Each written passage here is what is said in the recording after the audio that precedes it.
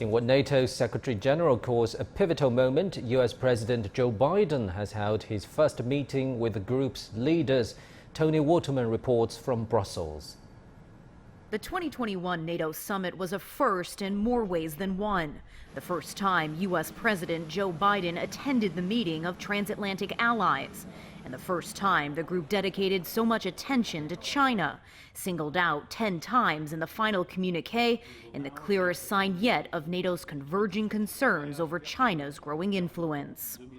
China is a key factor in the group's decision to beef up NATO's budget. New spending aimed at tackling emerging threats like cyber warfare, disinformation, and modern weapons.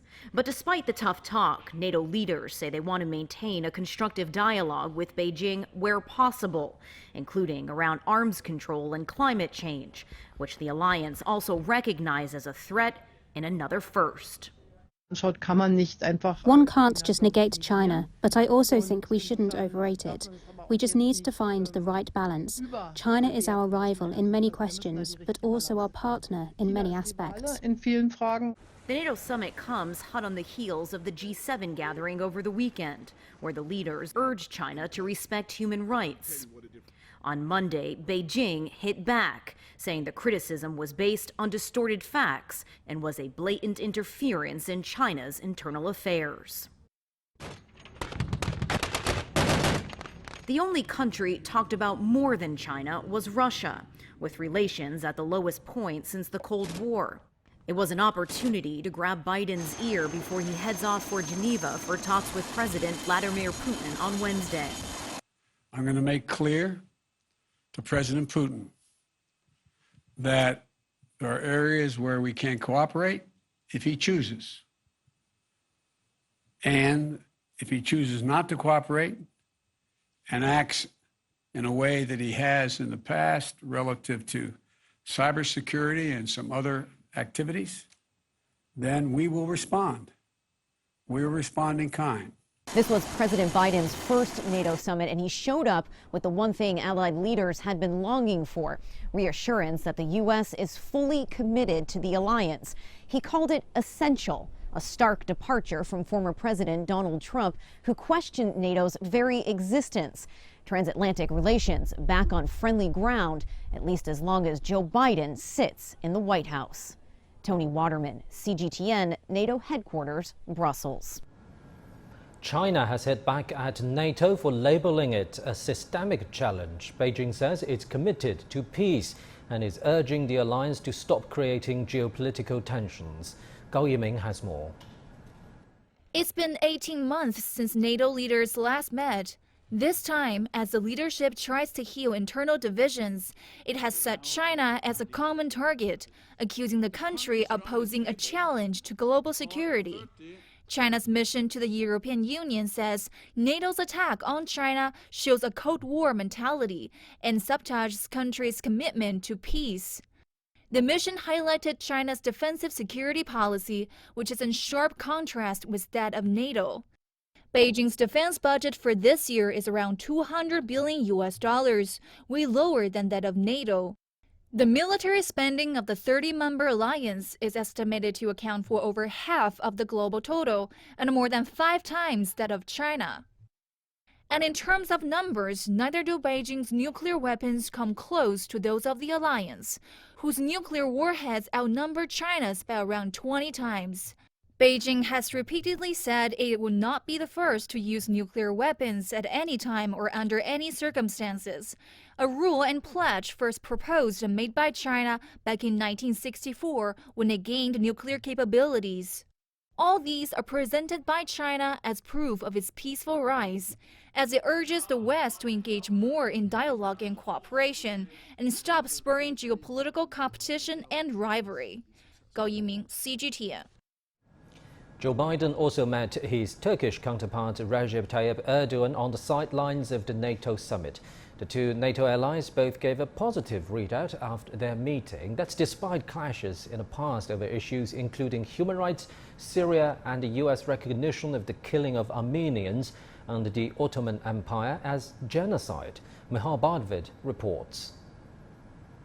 Although U.S. President Joe Biden and Turkish President Recep Tayyip Erdogan know each other very well, Monday's meeting between the two leaders in Brussels was the first since Biden took office. Following the talks, Erdogan stated that no Turkey-U.S. issue was unsolvable. However, relations between the countries have been strained, with one critical issue being Turkey's purchase of an S-400 missile defense system from Russia. The U.S. imposed sanctions on its NATO ally over the deal last December. What happened is that the U.S. did not give us the Patriots, so we had to buy S-400s. This is the process we are coming from. We said our defense ministers and foreign minister should discuss this matter in their groups and see what we can do about this with the defense industry. We will decide our further steps after these discussions. The two leaders also discussed bilateral relations, including trade and security. Erdogan stated that if Turkey was to take on a security role in Afghanistan, logistical and financial U.S. support would be necessary. One sensitive topic that did not come up, though, was the U.S.'s recent recognition of the killings of Armenians in 1915 by Ottomans as genocide. Biden stated that the meeting was productive. We had detailed discussions about how to proceed on a number of issues. Our two countries have big agendas. The U.S. president also stressed that he is confident real progress between the two countries will be made. I'm Michal Bardvi for CGTN in Muğla, Turkey. For more insight into that, let's cross live to Professor Rong Ying in Beijing. He's the Vice President of the China Institute of International Studies. So, Professor, geographically, China is quite far away from the NATO region, and China's military has rarely moved to that particular part of the world. And let's remember, NATO hasn't given up on its enlargement plans. So why NATO is so keen on portraying China as a threat? Well, I think NATO has kind of a military alliance that is held in the Cold War has always been a problem, particularly since the end of the Cold War 30 years ago, to find a way to redefine or reinvent itself. We remember back the early 1990s, and we'll find that the NATO members were debating about the question whether it should be out of the area or facing the destiny, the fate of out of sight. So out of area or out of sight. As the international situation is undergoing dramatic changes, NATO is also facing the problem of how to adapt to today's fast-changing security situation.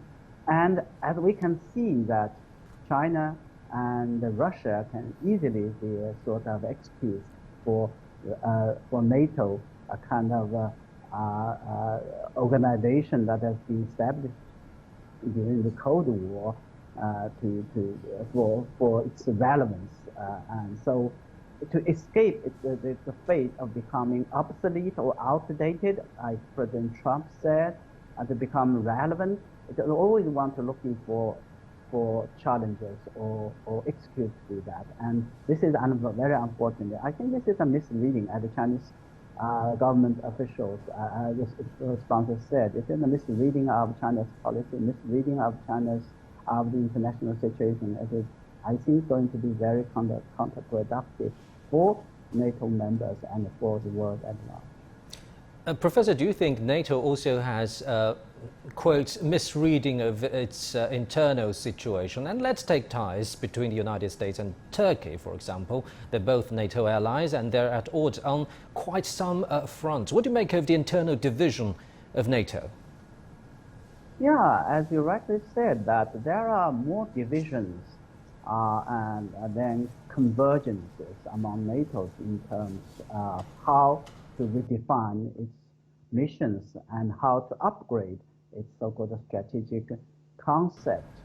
And while in the meantime, of course, recognizing that there are changing environment, security challenges become more diverse and need to be responded. And the U.S. relationship with Turkey is a telling example of that. And there are more, I think, problems and divisions among these NATO members, but equally important is within the member states themselves. For example, I think we have been bombarded, we have heard a lot about putting Biden's sort of talk of America is bad. America wants to be back, wants to turn NATO as a kind of a sort of a tool or instrument for geopolitical competition with other major powers, major countries, China and Russia. But I don't think the other members that are on the same page. And there are wider wariness about United States. And even within the United States, I think there are many people still, I think, who does not have same thinking or ideas as President Biden. I think particularly the supporters at the Vatican of President Trump. Thank you very much, Professor Rong Ying, Vice President of the China Institute of International Studies.